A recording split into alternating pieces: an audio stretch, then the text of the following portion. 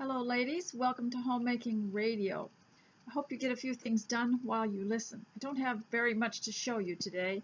I can only show you my teacup. I'm wearing a pioneer costume that my daughter made me many years ago when we were supposed to go to a pioneer reenactment, sort of reminiscent Pioneer Day, which they often have in the area that I live in. And so she made this for me. She made one for herself also. And this is the pinafore that goes over it, and I will show you that. I've worn the costume before in a previous video, but this is the pinafore she made to go with it. And here is the teacup that I thought looked the most like it in the colors, and it's one of the ones from Home Goods, and it's by a company called Meritage. And you can get these online for not very much money, but they're just lovely. This one has what's called a fluted edge, if you can see that. And I'm sitting in an area of my dining room that you probably haven't seen very much of. Behind me is a printed canvas that I got at Hobby Lobby several years ago when they were having a 75% off sale. And it looks so much like the land around me. And so since I'm doing the broadcast from this area, I thought I'd like to wear the pioneer costume to go with it because it's kind of farmy, and I do live out on farmland. And I hope that you will go and see yourself around your house today and get a few things done. And one of the first things that we do when we listen to Homemakers Radio is make sure that we're dressed and ready to get business done, and dress as though you are going somewhere, doing something important. And there isn't really anything else that's more important. Not even the news is as important as what you're doing today. I wish that there was a way that I could describe this to impact you with it, to impress you with that, how important it is. And I think it takes a bit of living to understand that, because then you can look back and see that all your attention to social things, news things, commercial things really didn't reap you very much compared to what you invested in your home life. I wish that I could explain that a lot better. It might take many classes and volumes of books to get that solidified in your mind. But I think it just takes a bit of living to understand it, that these things are so much more important. And also, too much attention to dependency on how the world is run can give you a stomach ache. So today, if you would like to get busy, I'll talk to you a little bit. And one of the things that is so important for homemakers is to start with a list. And I have a notebook here that I'm writing my list on. I don't always follow an hour-by-hour schedule, and I know a lot of people do well with that. But as my children were growing up, I found that I could not stick to the hour-by-hour, since they had their needs that would come up, and I always was aware of the fact that they come first and their needs come first. I couldn't say, well, from 9 o'clock to 10 o'clock I'm supposed to be doing this, so I can't, help them with something. So I wanted to make sure that at least I had a list, and then when I got finished with whatever it was I had to do, I could go back to my list. And when the children saw me adjusting to this and continuing on with the step, we've got all these steps we want to follow, and sometimes when we're not able to complete one thing, we can get discouraged. But what you do is you attend to the current needs of the family, whether they need to have food prepared, whether there's something that always, I know with myself, I'll have something that spills or something that needs to be repaired or something that I notice that has to have attention, and it's not on my list, but I come across it, and I believe it's better to fix something than to put it off, and so it's not on my list. But then at least I have my list. It's something that's stable, and it's my boss. So I want to also ask you a question about the house and about your home and about taking care of your home. And what would you do? What would you do for your home? Now, I know the most important thing to me is my spiritual life and God's Word, the Bible, and my children and my husband and all my loved ones. That is definitely that goes without saying. But I wanted to just talk about the house so that no one can say, well, you know, the house is not as important. But what would you do if this was the if you only knew that you only had today? What would you do for your house? Now we know we love our God and our family, but I want to focus on the being a good steward of our house, because God has given us a place to live and something to look after and some responsibility. So I wanted to ask that question for you to think about. What would you do if you only had today? That has really helped me.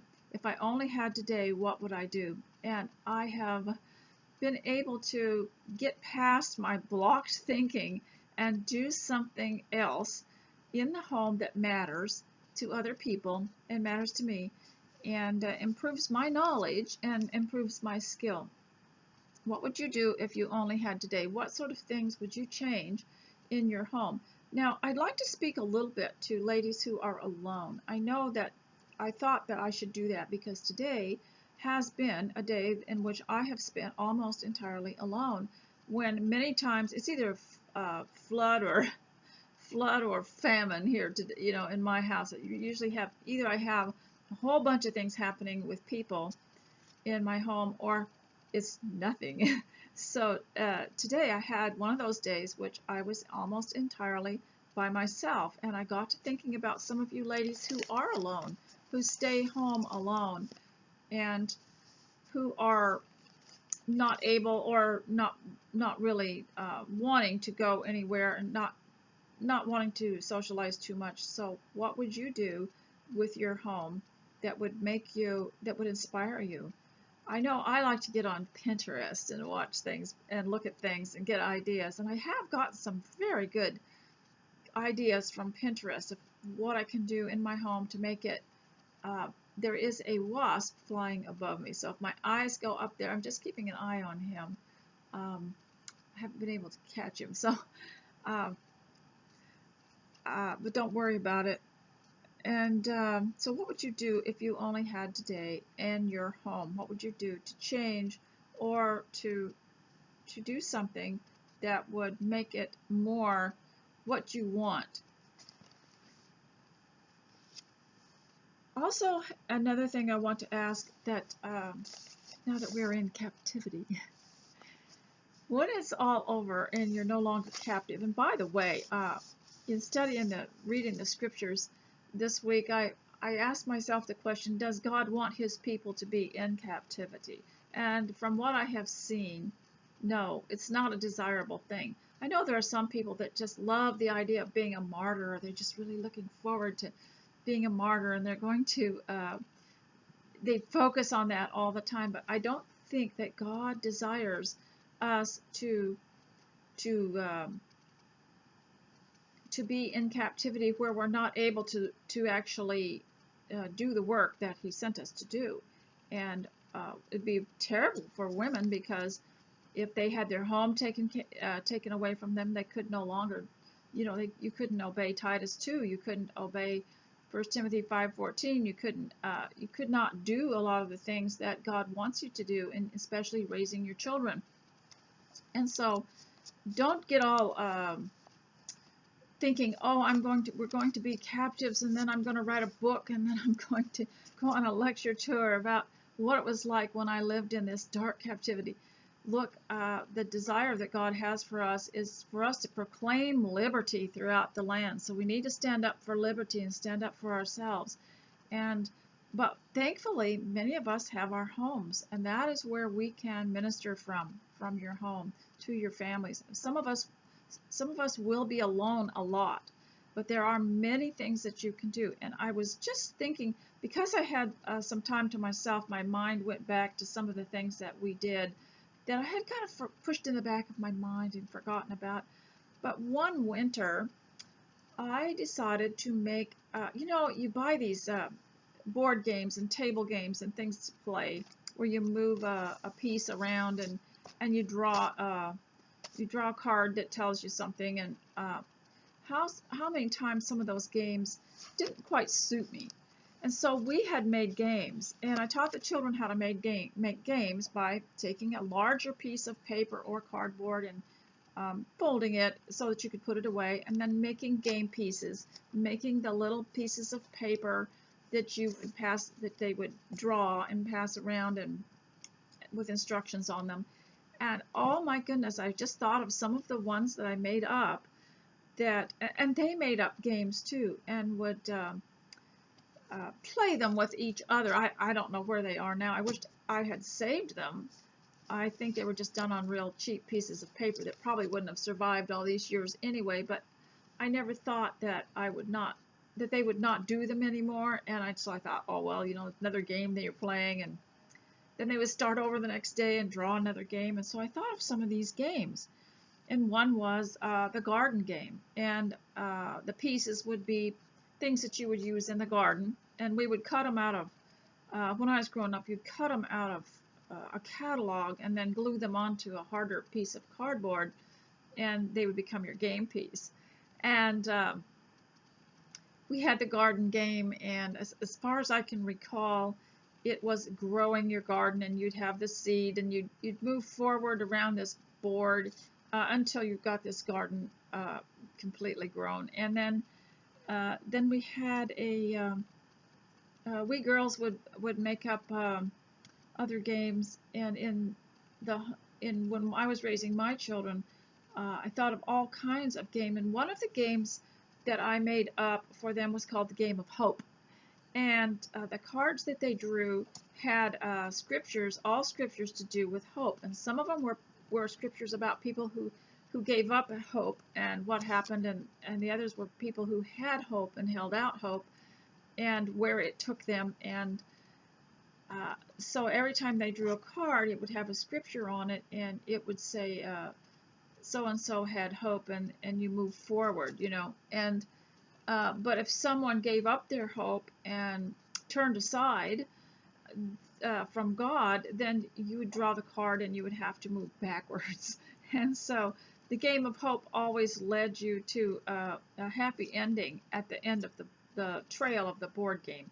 And so then there were other games that I thought of, were things like the car repair game and the kitchen game and the wardrobe game, and just board games that were taught a lesson, because the Victorians had a game called the Game of Happiness, and it's a board game, and actually you can probably still get a reproduction of it, and it was a character game, and as they moved forward with good character, they could get around the board and get to a success in their life, like a successful business or family. And they had these character games, but if they had bad character, they'd kind of fall from a tree.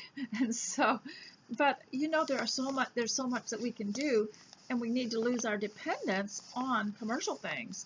You can make a lot of things that probably you've got better ideas and suits your family better.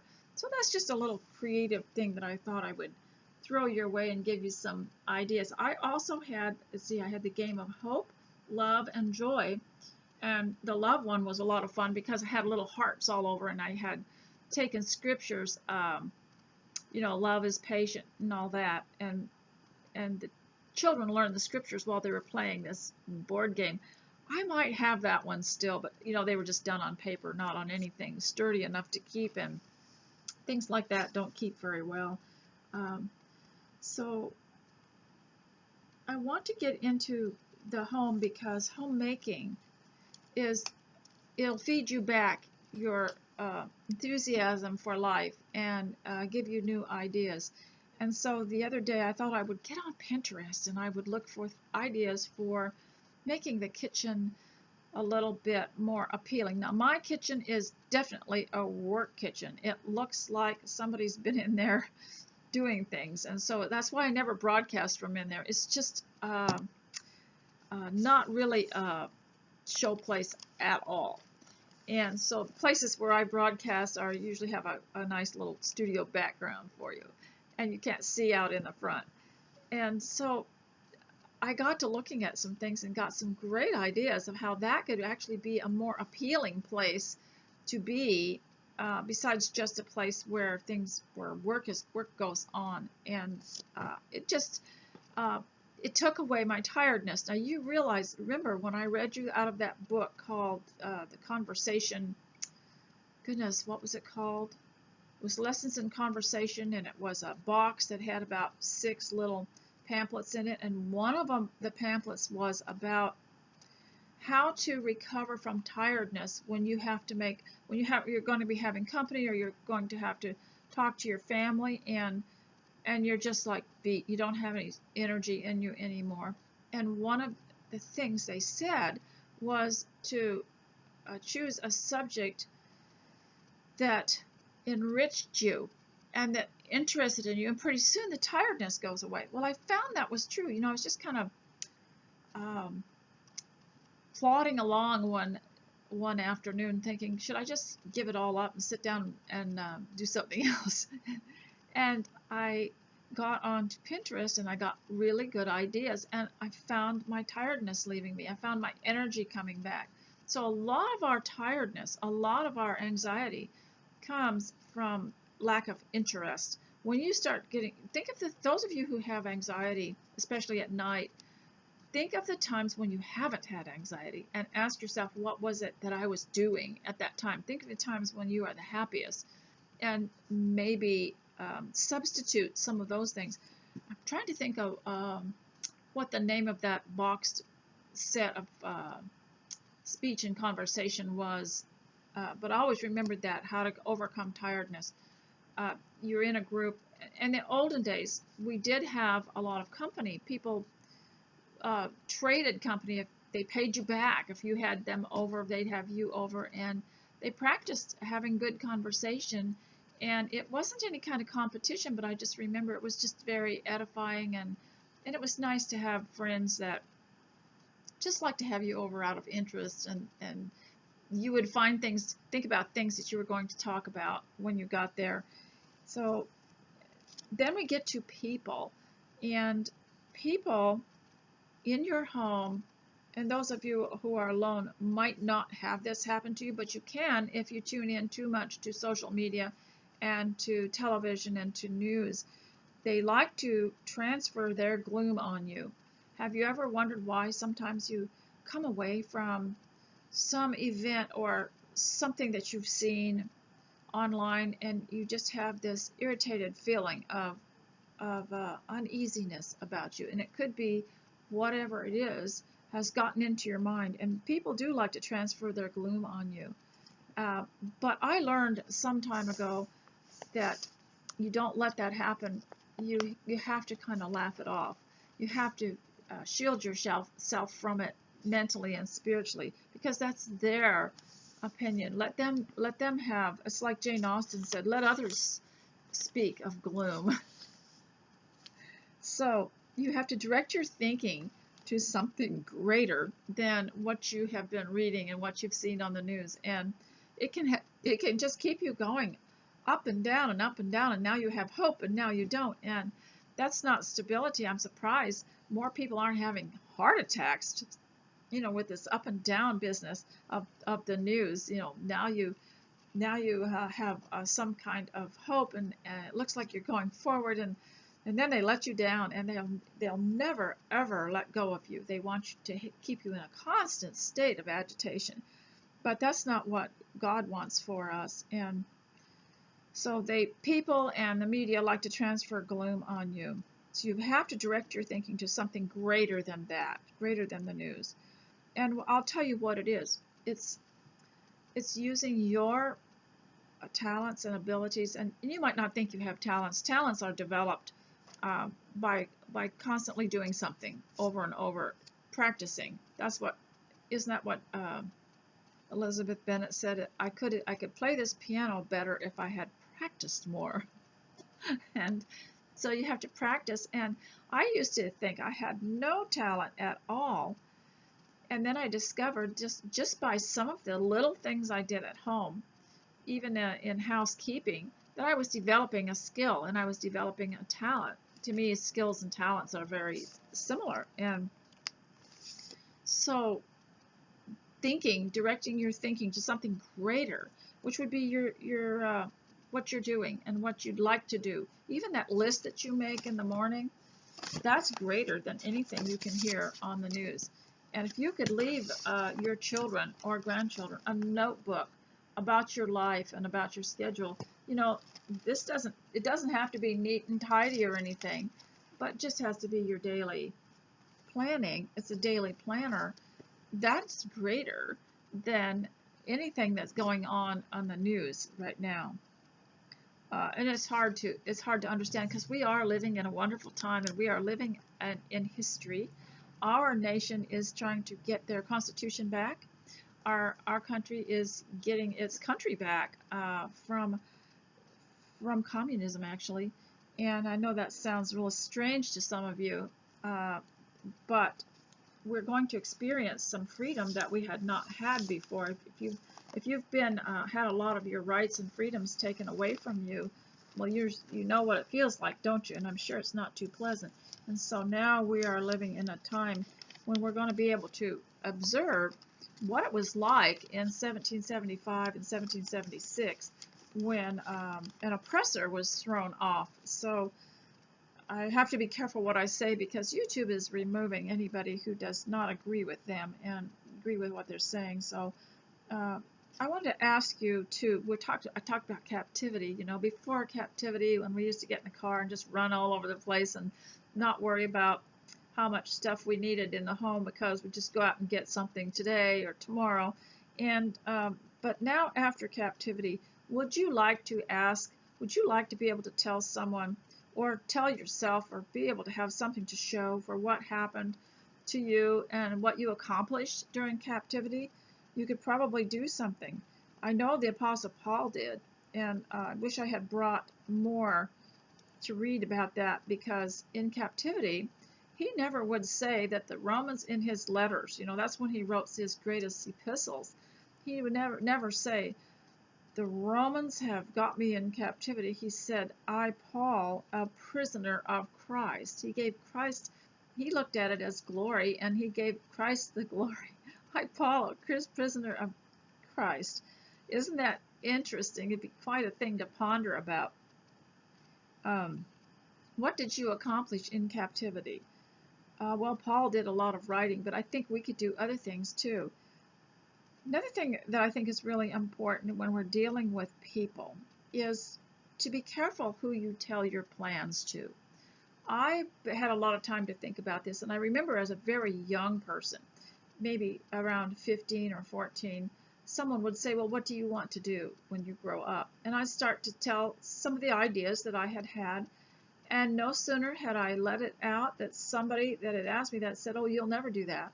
Oh, that's not possible. Well, that remains to be seen. Well, I'd like to see you do that. Good luck with that one. And from the time I was very young, there were people like that loved to knock down your castle in the air. And I discovered fairly soon that there were some people you couldn't trust. They would get your confidence and then start asking you about your dreams and about your plans, and then they would knock them down and make you feel pretty bad. So be careful who you tell your plans to. Write them down in your little book and then make a game plan to, you know, what would be step one in accomplishing this, whatever it is. And it can be for the home, and it can be for your family. It can be using some of your talents. It's also, I think, important to have something to do at home that is not housekeeping, because you just have to do that over and over again. To have something that you're doing that is not housekeeping, that you look forward to when housekeeping is over. And I can think of some of you who are from the olden days will remember your mothers trying to get the housework done and manageable in the morning so then you could go do some other things, because it wasn't the point of their whole life. They did other things too. Now today I'm going to read to you a little bit from Haley's Bible Handbook. This is a book that I found while I was going through my 1,000 books that I've got here, and it was in pretty good shape. Now a lot of people object to Bible dictionaries, Bible handbooks, and then also the ones that had forget what it was called, but it was all about the things in the Bible. Like they would tell you what a spindle was, or they'd tell you what the ships looked like, and it was a little history book that showed drawings of a column or drawings of the temple or things like that. And a lot of people would object to it. I noticed, especially when I got into homeschooling, I met some very interesting people. Everybody had their own idea of life, and they did not allow any kind of reference book about the Bible. But that is just very unfortunate, because we know that the Bible is the Bible and that these books are not the Bible. We know that. We know that the ultimate authority is the Bible, but they wouldn't read anything that was about the Bible or explained when, for example, a certain book had been written and what in time in history it was, and who the kings were, and different things like that. That can be very helpful. And if you're homeschooling, and I'm homeschooling you, if you're homeschooling, you will need to do that. What would be the point in reading other types of reference books, encyclopedias and dictionaries, if you can't read the things about the Bible too, because it has a history, and there are things in there that you need to understand. So I want to read to you today about Psalms 23, the Shepherd's Psalm. And this is, of course, this is somebody's opinion. I don't see where it has been written about this this author. Does not say anything about the author, but it has a lot of archaeology in it, and also a lot of history, and it has maps in it. And anyway, I was curious to what it would say about the Shepherd's Psalm. This is the best loved chapter in the Old Testament. This psalm has flown like a bird up and down the earth, singing the sweetest song ever heard. Remember that song? Sweetest carol ever sung? It has charmed more griefs to rest than all the philosophies of the world. You will go on singing to your children, and to my children, and to their children, till the end of time. And when its work is done, it will fly back to the bosom of God, fold its wings, and sing on forever in the happy chorus of those it had helped to bring there. David may have composed this psalm while he was yet a shepherd boy, watching his father's flocks on the very same shepherd field where 1,000 years later the angel choir announced the birth of Jesus. Isn't that beautiful? The Shepherd's Psalm. I have several books about the shepherd and the biblical significance of shepherds and sheep. But this is the most interesting little piece that I have run across so far. So that's about Psalms 23. Now I'm also going to read to you some poems by Edgar A. Guest, and I have told you about him in previous videos.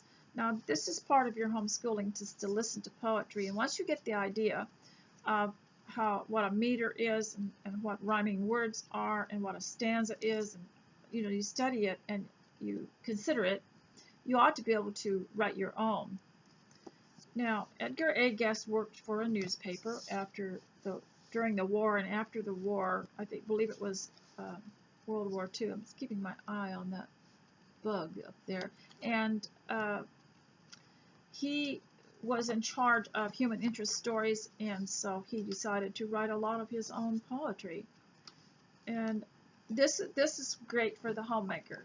So, for Homemaking Radio, this is great listening. So how do you tackle your work? That is the name of this poem, or poem as we used to call them, poems. How do you tackle your work? By Edgar A. Guest. How do you tackle your work each day? Are you scared of the job you find? Do you grapple the task that comes your way with a confident, easy mind? Do you stand right up to the work ahead, or fearfully pause to view it? I'm just going to check my volume a little bit.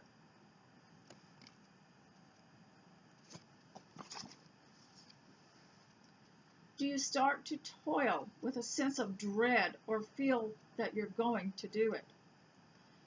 You can do as much as you think you can, but you'll never accomplish more. If you're afraid of yourself, young man, there's little for you in store. For failure comes first from the inside first. It's there if we only knew it. And you can win, though you face the worst, if you feel that you're going to do it. Success, it's found in the soul of you and not in the realm of luck. The world will furnish the work to do, but you must provide the pluck. You can do whatever you think you can. It's all in the way you view it. It's all in the start that you make, young man. You must feel that you're going to do it. How do you tackle your work each day? With confidence clear or dread? What to yourself do you stop and say when a new task lies ahead? What is the thought in you that is in your mind? Is fear ever running through it? If so, just tackle the next you find by thinking you're going to do it. He mentioned in here the word, do you just dread it? Do you look at it and dread it? I tell you what, homemaking is a lot like that, and housekeeping is a lot. I'll look at something and in the laundry room or the utility room or the back porch, and I'll just, don't know if I want to get into that. But then if I decide, for some reason I'm motivated by the fact that I want to do it and I want to get it done, that won't daunt me anymore. So these poems are great teachers, and of course it's written to that poem was particularly written to a young man, but it can apply to everyone. So now the next poem is called Greatness by Edgar A. Guest. We can be great by helping one another. We can be loved for very simple deeds. Who has the grateful mention of a brother has really all the honor he needs. We can be famous for our works of kindness. Fame is not born alone of strength or skill. It sometimes comes from deafness and from blindness to petty words and faults, and loving still. We can be rich in gentle smiles and sunny. A jeweled soul exceeds a royal crown. Love that. A jeweled soul exceeds a royal crown. The richest men sometimes have little money, and Croesus offs the poorest man in town. Okay, so now I'm going to skip over and read a couple more. I can find them here.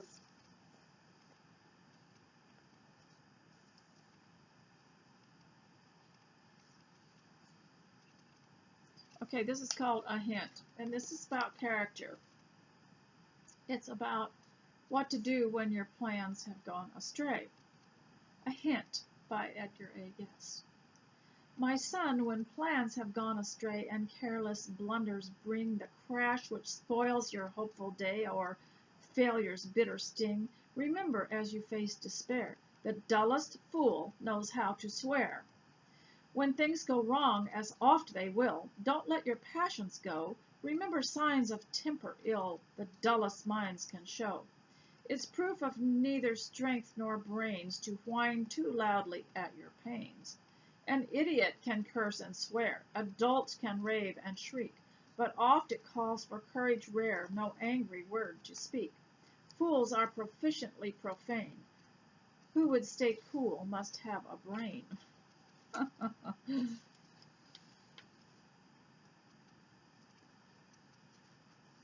Okay, so this is called The Cynic. Now, I wrote a big article one time on The Cynic, which is on a post somewhere around here, but I will try to find a link for you about The Cynic. Now, I don't know if you know who Cynic is, but since I'm homeschooling, I will tell you.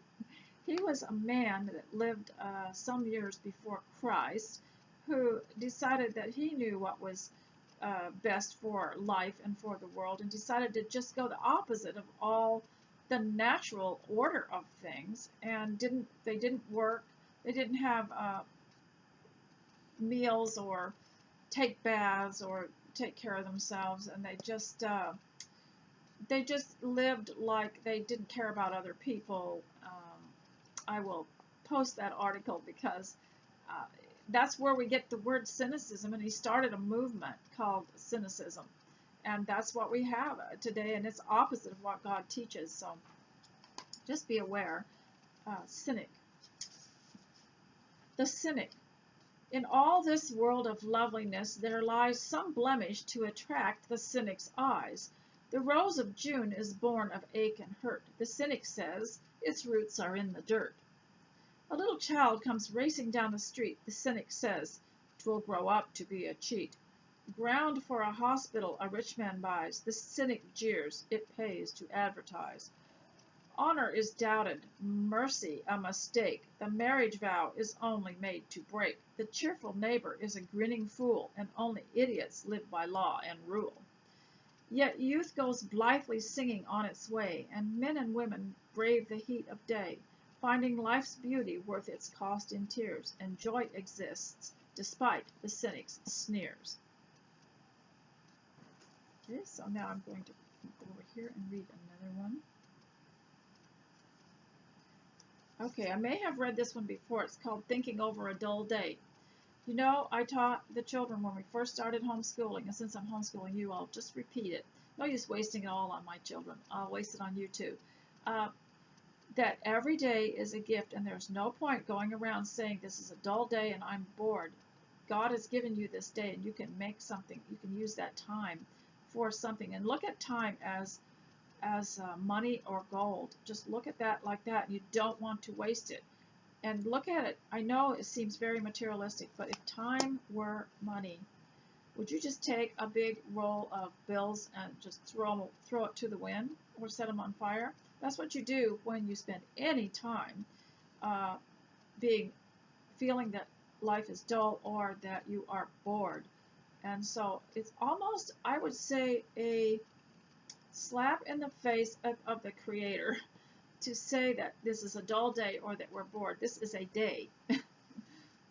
Okay, Thinking Over a Dull Day by Edgar A. Guest. A dull and dreary day, I said, as I was tumbling into bed. And then in those few moments ere sleep came to close the mind to care, I thought a small voice asked of me, "Did you this morning's sunrise see? I wonder if by chance you heard the lovely music of a bird, a crimson cardinal on high, who sang to you as you went by. Across the street with news to tell there walked a man that you knew well, who tried his best to catch your eye, but all unseen you passed him by. So buried in yourself were you, and all the tasks you had to do, from dawn till the even fall. No joyous sight can you recall, and yet about you everywhere was much to balance toil and care. Had you but walked with eyesight keen, 1,000 charms you might have seen, which never, as you journeyed on, you stayed or turned to gaze upon. Where'er you went today occurred much that you had neither seen nor heard, scenes that had thrilled you through and through, had you not been so wrapped in you. Life offers flowers you failed to cull. The day was bright, but you were dull." Very good. Okay, here's one you might like, ladies. Keep your dreams. Now, I have so many dreams, but like I cautioned you, I'm just not going to tell them all to you. I have so many plans and dreams. I have enough for the rest of my life, and I have a list of them in the back of my little book here. I have a master list of all the things I wish to do or accomplish, just here in the home, with me and my notebook and my sewing and all other things. This is called Keep Your Dreams by Edgar A. Guest. Keep your dreams, they're richer far than the facts discovered are. Do not seek all things to touch. Do not want to know too much. Growing old, still play the child. Keep some glory undefiled. What if clouds are mist and air? Still see ships sailing there. What would life be if we knew only those things which are true? If the things of bad and good were all by all men understood, nature's hills and brooks and springs would be catalogued as things. Keep your dreams, for in them lies joy denied to men grown wise. Still build castles in the air, still see white ships sailing there. still have something to pursue, something which you wish you knew. You know, I wrote about it in my book, Just Breathing the Air, the story of my life on a homestead in the wilderness in Alaska, about the clouds and how our mother, there was a berry patch we went to, which was, you could lay on top of it. They were low bush berries, and we would lay on top of these, the scrub, so to speak, and look up in the sky and see things in the clouds. But because we had grown up on the Bible, we saw chariots, and we saw Christ coming on the clouds, and we saw a lion, and we saw just different things that represented the stories, and also we could see them. We could see a lamb. We could see so many things. We could see a ship, and that's what it was talking about in this poem. The Home at Peace by Edgar A. Guest. Here is a little world where children play, and just a few red roses greet July. Above it smiles God's stretch of summer sky. Here laughter rings to mark the close of day. There is no greater splendor far away. Here slumber comes with all her dream supply, and friendship visits as the days go by. Here love and faith keep bitterness at bay. Should up this walk come wealth or smiling fame, some little treasures might be added here, but life itself should still remain the same. Love is no sweeter in a larger sphere. This little world of ours wherein we live holds now the richest joys which life can give.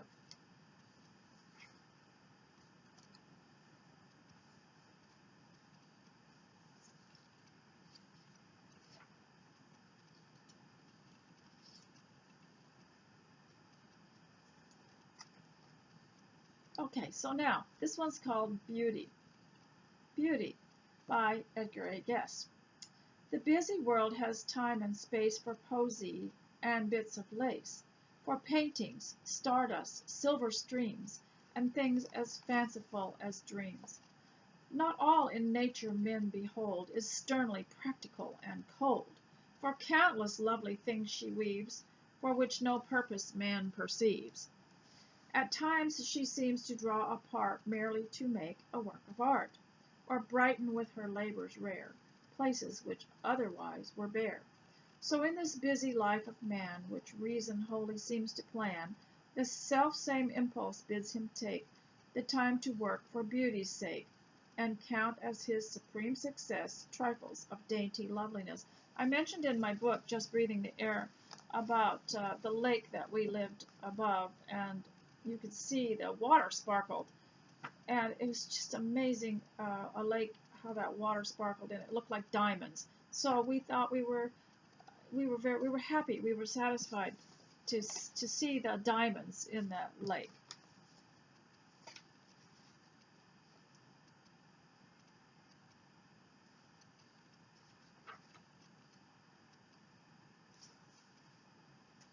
Okay, this is called For a Friendly Hearth. He was called America's, what was it, family poet. He wrote so much about the home. We would not have to go elsewhere when heart and mind and body tire beneath life's load of grief and care to seek a friendlier fire. Tap at our door, a welcome waits as warm as are the logs aglow. The buffetings of all the fates we understand and know. Come here, for you a chair is kept. Unburden here your troubled mind. Perhaps for all the tears you've wept, some comfort we can find. Come from the sunshine or the storm. Come whether skies be gray or blue. This hearth with sympathy is warm. Our hearts have room for you.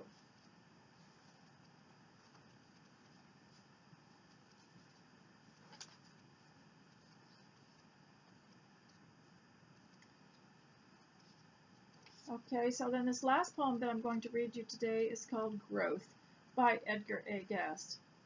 Life is but growth, at first in strength and size, until at last is physical prime attained. But there's a growth that's never wholly gained, an inner struggle always to be wise, to see things earthly with clearer eye, braver to be when flesh is sorely pained, a growth in spirit constant and ingrained, which all the scars and hurts of life defy. Bodies grow old and furrowed with the years, and show the marks of all that lies behind.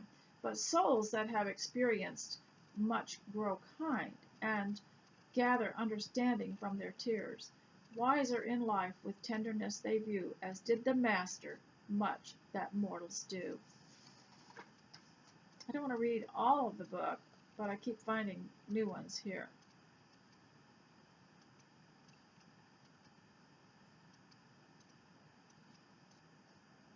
Okay, ladies, I have one more thing to read to you today in your schooling, and this is called American Government and Economics with Christian Perspective by A. Becca, and it is the teacher manual, which is my favorite because it's got all the answers in it. And I always let the children have the teacher's manuals with any book that I ordered that was a school book, because I just wanted them to know the answers, and that way we could talk about it. So it has a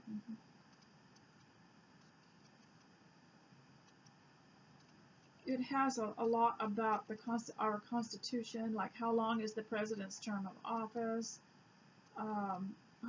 what is the maximum amount of money an individual may contribute to a candidate, what is the term to describe a form of government where there's total absence of law. So I want to read some of that to you today.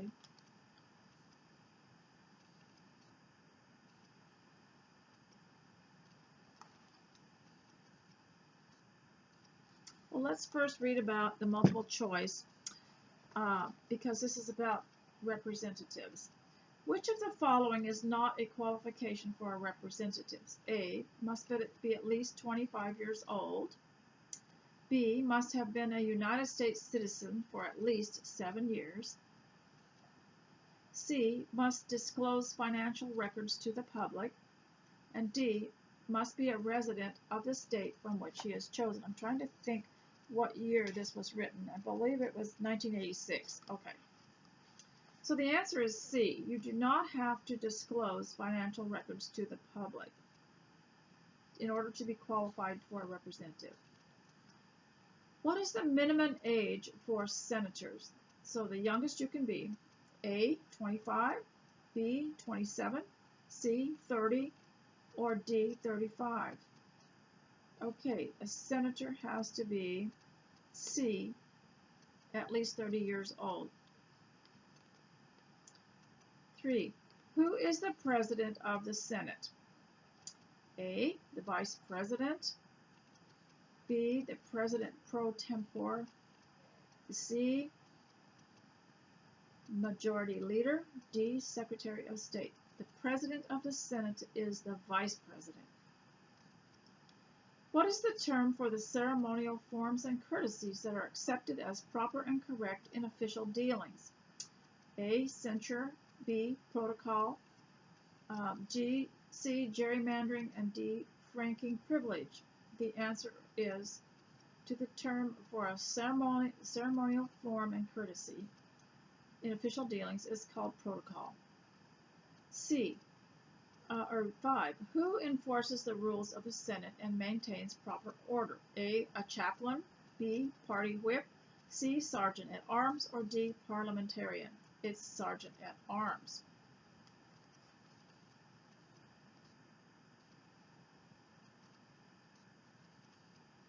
Okay, so I want to just read a little bit more, and then I will say goodbye so you can get your work done. I hope you haven't been sitting here watching me, because this is made to use as you go. Okay, here is multiple choice again. How long is the president's term of office? A, 2 years. B, 4 years. C, 6 years. D, 8 years. Well, we all know it's 4 years. What is the term used to describe the correct and proper courtesies and ceremonial forms for official dealings? Well, we just had that previously. Protocol, congressional immunity, closure rule, enumerated powers. It's protocol. What is the maximum amount of money an individual may contribute to a candidate's political campaign? $500, $1,000, $1,500, or $5,000? Well, in 1986, it was B, $1,000. What is the minimum age a president can be? 25 years, 30 years, 35 years, or 36 years? 35 years. What is the highest number of years a president may serve? 6, 8, 10, or 12? That's interesting. This one says it's 10. I don't know why that is. What is the highest number of years a president may serve? I believe it's B, 8. I think they got that wrong. What amendment limited the number of years a president could serve? 16th, 18th, 20th, or 22nd? That was the 22nd, and I believe that it was under Franklin D. Roosevelt, who served 2 8-year terms, or two terms in a row or something, and he 3 times. He was elected 3 times. And so then it was amended. Which amendment provides for the succession of the vice president to the presidency? The 20th, the 22nd, the 24th, the 25th? The 25th. Okay. Which of the following can be found in the preamble? Okay, these are quotes. To form a more perfect union, to establish justice, to provide for the common defense, or all of these? All of them. Who is the keeper of the Great Seal? The President, the Vice President, or the Secretary of State? The Secretary of State. Who wrote the Star-Spangled Banner? Nathan Hale, Francis Scott Key, William Tyler Page, Samuel Francis Smith. It was Francis Scott Key, but oh my goodness, what a complicated song. Not everybody has a voice range to sing the Star-Spangled Banner. And some of our favorites are My Country 'Tis of Thee, which has the same tune as God Save the Queen. And we also like Oh Beautiful for Spacious Skies, for Amber Waves of Green. That's called America the Beautiful. And there are several other that are just as popular. Although I will say that, although I find that song rather complicated and hard to sing for the average human voice, it has challenged a lot of nice young people to develop their singing.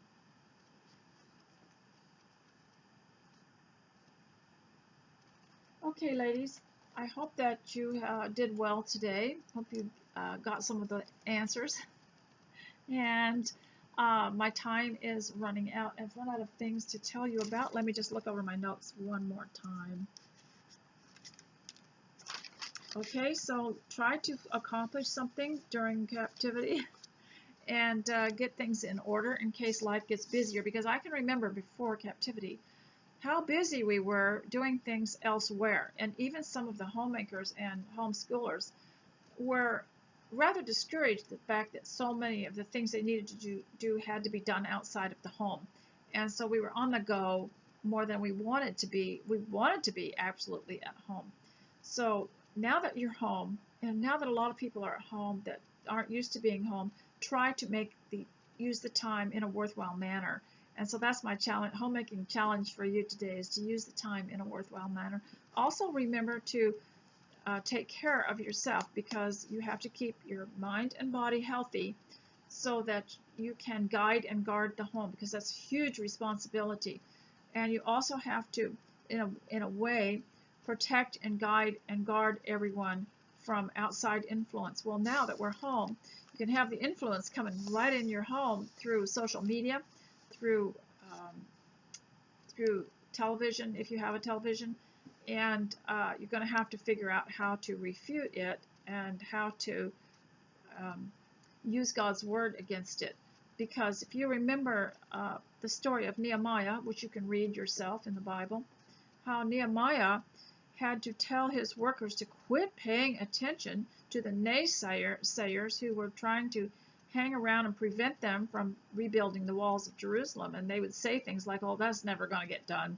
You'll never do that. And this discouraged them so much that he had to tell them to quit listening to them and to keep working. And so this is our life, isn't it? Even before captivity, we had these types of people, these naysayers that would come around, and we were a curiosity, I think. And when I was growing up, we were a curiosity because we were a large family, and but we were a curiosity when my children were growing up because people were just eyeing us in the weirdest way because we were different. We tried to dress normally and be normal and have good manners and to be able to, the children were taught to look at people and talk to them, whether they were adults or children, and to be able to converse. But we always had these naysayers that were looking for some mistake that we were making. I don't know why. When you decide you're going to homeschool, people look at you like, well, if you're going to homeschool, you better be doing a good job. You better be doing it perfectly. Never even noticing that the way that they were doing it was not perfect, but their choice of education or their choice of life was not perfect. But because you chose a Christian education, you were expected to absolutely do it well, or you were a hypocrite, and they were always looking to create problems for the family that way. So you have to be read that book about Nehemiah and what he told his workers to do when these people came around to discourage them. And so I'd like to leave you with that note, and I hope you have a wonderful day, and make sure you have your cup of tea, and make sure that you make your list, and that you get dressed and get your hair and your skincare taken care of, and live life for today. This is as though this was all you had. Live it to the fullest and try to be happy, and to your message is also in your countenance. And you might want to look that word up. We talked about that last time, but preparation helps that a lot. So ladies, until next time, I hope you have a blessed day. Bye.